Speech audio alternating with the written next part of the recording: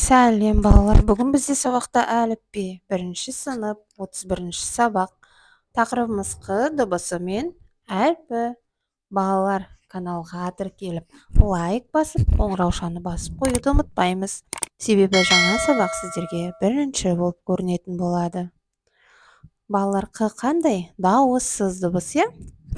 Енді берілген сөздерді бірге оқиық.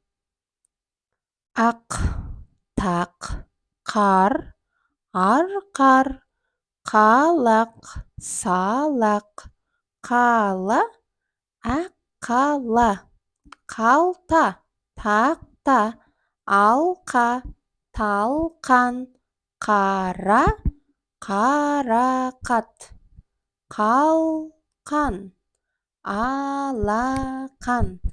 Балалар, осылайша осы сөздерді көбірек оқу арқылы біздер сөздерге тілімізді жаттықтырамыз, иә? Ал енді келесі тапсырма.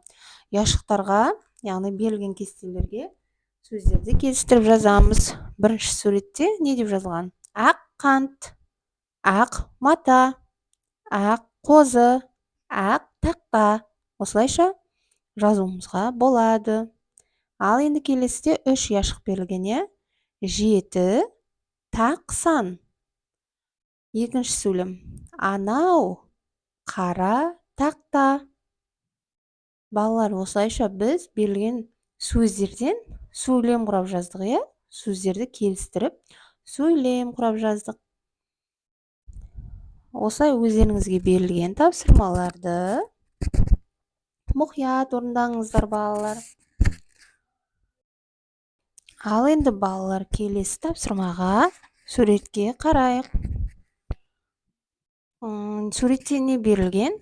Бірінші үстінде біздерге сөз берілген және суретте сары қауынның суреті, иә? Анау қауын, қауын сары, қалау, қауын ал. Яғни берілген сөздерден біз дұрыс сөйлем құрадық, иә? Ал енді екінші тапсырмамыз суреттегі сөздерге қарайық. Қауын, асқабақ, қызылша, қарбыз.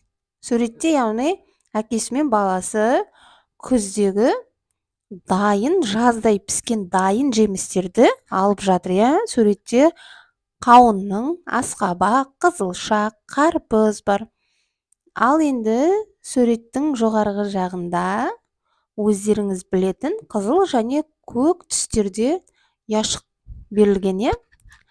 Бұл сөзге қай сөз сәйкес келеді? Яғни қай жемістің яғни сөзі сәйкес келеді? Міне сіздерге өзім көрсетіп қойдым. Асқабақ, себебі асқабақ дегенде 3 буын. 3 дауыссыз дыбыс және с, қ, б, қ. 4 дауыссыз дыбыстар кездеседі. Балалар, осылайша мұқият тапсырмаларды орындаңыздар. Ал енді лақ, ақ, тақта, қара деген сөздерді қатесіз, таза ұқыпты жазыңыздар. Балалар, осылайша біздің бүгінгі сабағымыз аяқталды. Сау болыңыздар, балалар.